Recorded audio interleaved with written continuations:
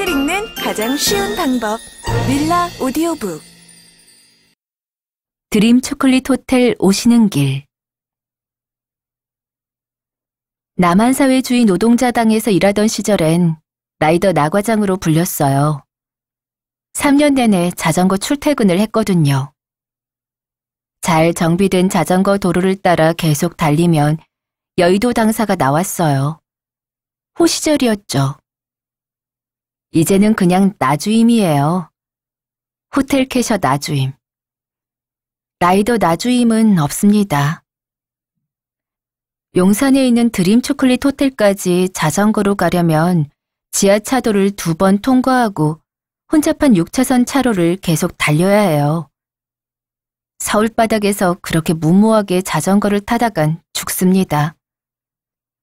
나는 이제 담벼락에 황칠할 때까지 사는 것이 목표거든요. 그래서 자전거 출퇴근의 로망은 버렸습니다. 서울 시내 주요 기차역을 모두 관통하고 동대문까지 이어지는 1호선은 특히 오전에 붐벼요. 오전 10시. 24시간 근무를 마치고 퇴근하는 시간이죠. 새벽 시장에서 물건을 떼어온 상인들은 보따리의 무게를 이기지 못해 휘청거립니다. 가수면 상태로 지하철을 타더라도 환승역을 지나칠 위험이 없어요. 보따리에 부딪고 발등을 찢다 보면 자꾸만 잠이 깨거든. 그래도 출근길에 비하면 이 정도는 양반이죠. 이튿날 아침에 24시간 근무 교대를 하기 위해 다시 1호선을 타는 시간은 8시 40분. 그 시간대 1호선은 지옥입니다. 앞사람 배낭에 볼따귀가 짓눌리고 뒷사람이 내뿜는 입김을 뒷덜미로 느끼며 용산역에 다다르면 애써 사람들 사이를 헤치고 나올 필요도 없어요. 인파에 몸을 맡기면 어느 순간 내 의지와 상관없이 튕겨나와 있거든요. 반쯤 어리 빠진 상태로 11번 출구를 나오면 황량한 공터가 펼쳐집니다. 네, 맞아요. 몇 해 전에 철거민들이 농성을 벌이다가 화재가 발생한 그곳이에요. 해마다 이곳에서 열리는 추모제를 기획했지만 그것도 이제는 옛날 일이 됐네요. 나는 애써 눈길을 돌리며 발걸음을 서두릅니다. 보도블록만 내려다보며 걸어요. 하지만 머릿속에선 촛불과 국화, 그리고 길 모퉁이에 오종종하니 서 있던 수녀님들의 모습이 떠올랐다 사라집니다. 출근하는 아침에도, 퇴근하는 아침에도 늘 반복되는 일이라서 이제는 익숙해요. 익숙해져야죠. 드림 초콜릿 호텔은 재개발 구역을 절묘하게 비껴간 곳에 서 있습니다. 초콜릿 모양의 외장재로 건물 전체를 감싸고 15층 꼭대기에는 드림 초콜릿이라고 큼지막하게 적힌 네온 간판이 달려 있어요. 이 건물을 처음 지은 사람은 기표와 기의가 절묘하게 어우러지는 디자인이라 자화자찬했을지 모릅니다. 그러나 세월이 흐르면서 초콜릿은 흐물흐물 녹아내렸고 이제는 괴기스러운 분위기마저 자아내고 있죠. 괴기스러운 분위기의 정점은 주차장 옆으로 툭 튀어나온 조립식 컨테이너입니다. 이곳은 호텔 식당이에요. 주의할 것은 호텔 레스토랑이 아니라 식당으로 불린다는 점이에요. 중국인 관광 특수가 이어지면서 주차장 위에다 급조한 이 식당은 다양한 기능과 역할을 합니다. 일단 중국인 단체 관광객에게 조식이라 불리는 식빵 쪼가리를 제공함으로써 여행사로부터 한 푼이라도 더 뜯어낼 수 있어요. 그리고 24시간 교대 근무를 하는 직원들에게 식사를 제공함으로써 밥값도 아끼고 노동시간도 더 늘릴 수 있죠. 사업주 입장에서는 일석이조 아니겠어요? 이곳에는 우리가 이모라고 부르는 아주머니가 새벽에 출근해 삼시세끼를 지어주고 오후 늦게 퇴근합니다. 이 호텔이 집단 급식소, 또는 일반 음식점 영업신고를 했는지, 이모에게 영양사 또는 조리사의 자격증이 있는지, 식약청에서 매년 위생관리 감독을 나오기는 하는지, 이런 것을 생각하면 안 돼요. 너무 무섭잖아요. 난 새끼를 여기서 다 먹어야 하는 몸이라고요. 그러니 그런 무서운 얘긴 이제 그만. 근처에 있는 다른 호텔들에 비해 주차장은 넓어요. 15칸으로 구획이 나누어져 있죠. 하지만 가로 주차, 더블 주차를 하고 외벽 바깥에까지 줄줄이 대면 훨씬 많이 우겨 넣을 수 있답니다. 벚꽃 축제 기간의 주말에 나는 25대까지 집어넣는 걸 봤다니까요. 주차 공간이 턱없이 부족한 서울 시내에서 주차장 운용 역량은 호텔리어에게 필수예요. 문제는 차 키를 제대로 받아두어야 한다는 건데요. 가로 주차한 차를 치우고 안쪽에 있는 차를 빼야 하니까요. 차 키를 받는 것은 캐셔의 가장 중대한 업무 중 하나입니다. 내가 가장 못하는 업무이기도 하고요. 이 호텔 주차장에는 가림막이 없습니다. 현명한 처사라고 봐요. 대개의 러브 호텔들이 내가 이 모텔에 있음을 내 배우자에게 알리지 말라는 고객의 니즈를 반영해 가림막을 치는데요. 작정하고 번호판을 찍어가는 파파라치들에게 가림막은 아무런 장애물이 되지 않아요. 문제는 파파라치가 아닙니다. 미세먼지예요, 미세먼지. 세차를 하지 않아 뽀얗게 먼지가 앉은 차체 위로 가림막이 쓸고 지나갔다간 여보, 나 모텔 다녀왔소. 자백하는 꼴이나 다름없지 않겠어요? 그리고 중국발 미세먼지는 갈수록 기승을 부리고 있죠. 그 흉물스런 가림막을 설치하지 않은 건 미관을 넘어 미래까지 내다본 탁월한 선택이라고 봐요. 그러나 호텔 로비의 풍경은 그다지 미래지향적이지 않습니다. 전혀 노동 친화적이지도 않고요. 로비로 들어섰을 때 시야에 보이는 모든 것들은 트렌디한 마케팅과 일절 무관합니다. 프런트 데스크 위에는 카드 단말기와 각종 할인 혜택 홍보물, 마일리지 적립 단말기, 1,000원을 내고 공을 뽑을 수 있는 커다란 이벤트 상자까지. 아이고, 어수선하기 짝이 없어요. 모든 것이 중요하고 모든 것이 눈에 잘 띄어야 직성이 풀리는 박 사장의 마케팅 마인드 탓이죠. 선택과 집중의 묘 따위란 없습니다. 슬픈 일이죠. 프런트 맞은편은 더 가관입니다. 크르릉 소리를 내며 돌아가는 고물 냉장고를 열면 공짜 음료수가 그득그득 쌓여 있어요. 티테이블 위에도 공짜 커피, 공짜 토스트, 겨울에는 공짜 유자차, 여름에는 공짜 팥빙수가 줄줄줄 널려 있습니다. 캐셔들의 인내심을 한계까지 밀어붙이는 광기의 공간이죠. 달달한 것이 즐비하니 파리가 계속 꼬이고 온통 검은색으로 뒤덮인 인테리어 때문에 식빵 부스러기가 금방 눈에 띄니까요. 프런트 업무만도 버거운 캐셔들이 이곳을 늘 청결하게 유지한다는 건 불가능에 가까워요. 그래서 이 베라 묵을 티테이블 때문에 박 사장의 잔소리가 하루 종일 쏟아지죠. 무너지는 것들에는 특유의 냄새가 있다는 것 아시나요? 싸구려 방향제 냄새 말이에요.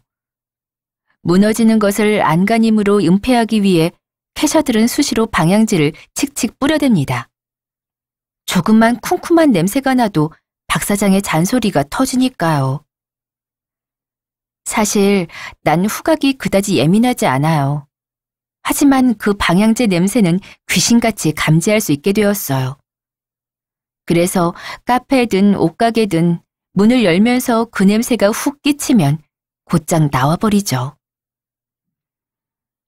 사실 이 방향제를 수시로 뿌려야 하는 이유는 로비 뒤쪽에 있어요. 삐걱거리는 문을 열면 지하실로 내려가는 계단이 나옵니다. 환기구도 변변치 않고 볕이 들지 않아 늘 곰팡이 냄새가 가득한데요. 바로 이곳이 악취의 진앙지입니다. 그런데요, 각종 객실 비품과 청소용품이 쌓여있는 이곳에 청소팀이 상주하는 숙소가 있어요. 여자방 하나, 남자방 하나. 이곳에서 청소팀 사람들은 12시간을 쉬고 지상으로 올라와서 12시간을 일합니다. 휴가는 2달에 한 번, 딱 하루뿐. 숙박객의 눈에 보이는 호텔 직원은 프런트와 주차 요원뿐입니다. 그러나 눈에 보이지 않는다고 존재하지 않는 것은 아니에요. 이 호텔만 봐도 알 수 있죠. 청소팀 6사람이 그림자처럼 공기처럼 곳곳에 숨어 있습니다. 지하실에 혹은 층과 층 사이 계단 구석에. 청소 이외에도 이분들이 반드시 지켜야 할 임무가 하나 더 있습니다. 손님들의 눈에 띄지 말라는 것. 존재를 숨기는 것이 존재의 임무가 되는 건 슬픈 일이죠. 그것이 대학교 화장실이든 호텔 객실이든. 한 가지는 분명해요. 팅커벨이나 우렁각시가 몰래 나와서 청소를 하고 휘릭 사라지는 일 따윈 일어나지 않는다는 겁니다. 연변에서 온 조선족 삼촌과 중국인 총각은 매트리스 커버를 교체하는 이른바 베팅을 담당합니다. 아마 베딩이 어원이지 않을까 싶어요.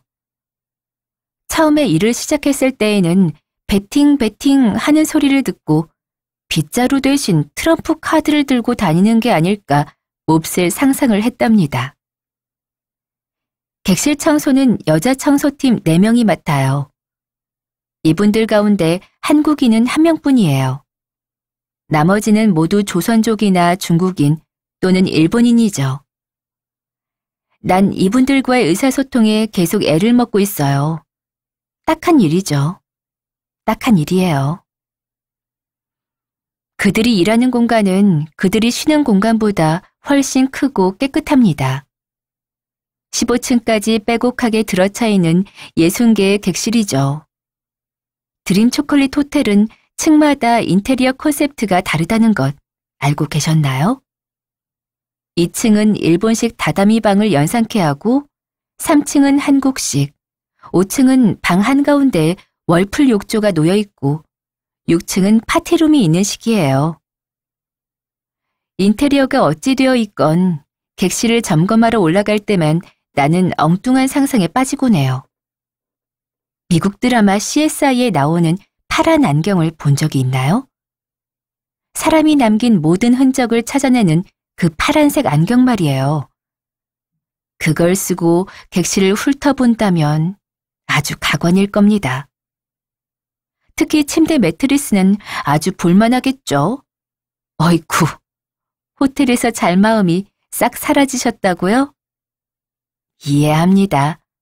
나 역시 그렇거든요.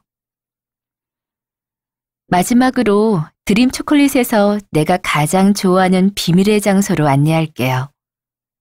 이 건물의 맨 꼭대기 15층으로 가면 오른쪽으로 5개의 계단이 이어집니다.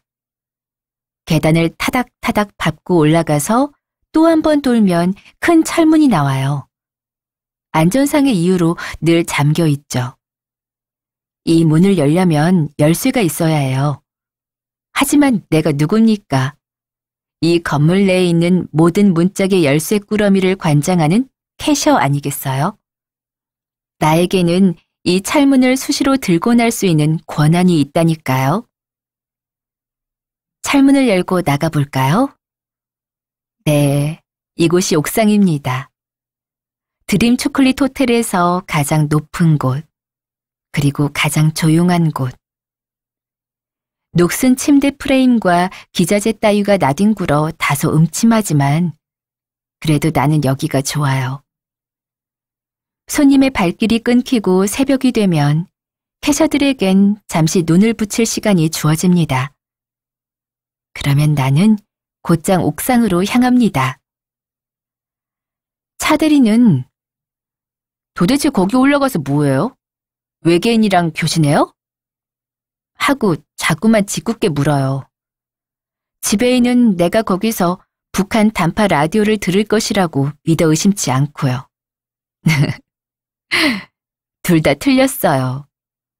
이곳에서 나는 밤마다 별을 봅니다. 나는 북극성을 찾는 법을 알아요. 여름철 대삼각형의 빛변을 어떻게 잇는지도 알고 있죠. 겨울철에는 이곳에서 오리온 자리의 희미한 대성운도 볼 수 있답니다. 서울에 살면서 오리온 대성운을 맨눈으로 보는 건 지금이 처음이자 마지막이 될 거예요. 서울은 별이 뜨지 않는 도시이고 미세먼지는 갈수록 심해지고 있으니까요. 호텔 옥상은 밤하늘을 보기에 최적의 공간이에요. 동서남북 사면이 모두 트여 있고요. 초콜릿 모양으로 높이 쌓아 올린 건물 외벽은 밤늦도록 꺼지지 않는 도시의 불빛들을 차단해 줍니다. 별을 보는 사람들은 불야성 같은 네온 사인을 광해라고 부릅니다. 질색을 하죠. 별빛을 먹어버리거든요. 대학 동아리 시절에는 이런 광해를 피해서 깊은 산속으로 관측회를 떠났어요. 망원경을 이고지고 식량까지 나눠서 지고. 도시의 불빛이 따라오지 못하는 데까지 계속 올라가는 겁니다. 그런 산속에서는요, 밤이 되면 머리 위로 은하수가 쏟아져 내려요. 할 말을 잊게 되죠. 어떤 언어로도 그 하늘을 형용할 수가 없습니다. 유토피아가 실제로 존재한다면 그런 모습일 거라고 나는 생각했어요.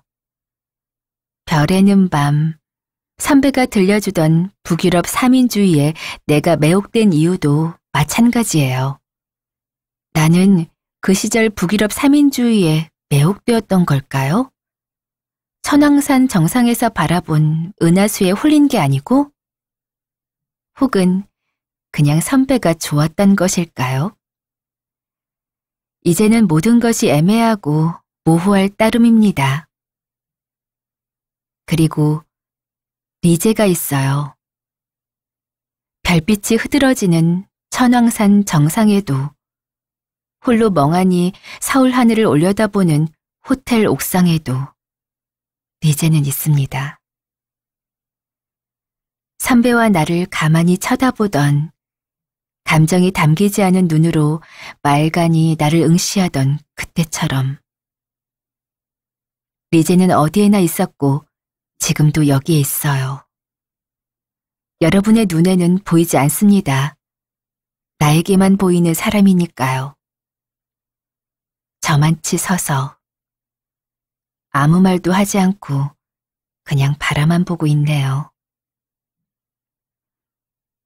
리제를 쫓아내는 법은 정신병원에서도 가르쳐주지 않았어요. 다만 리제와 같이 있는 법을 배웠을 뿐이죠.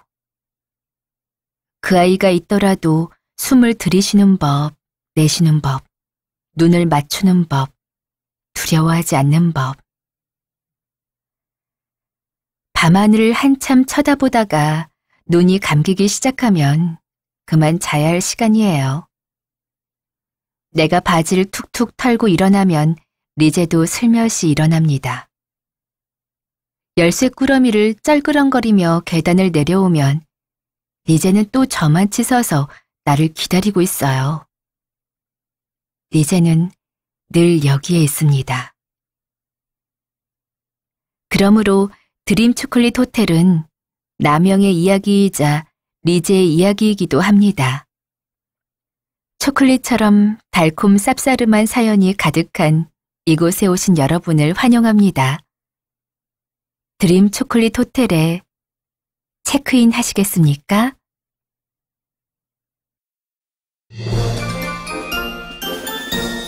윌라 오디오북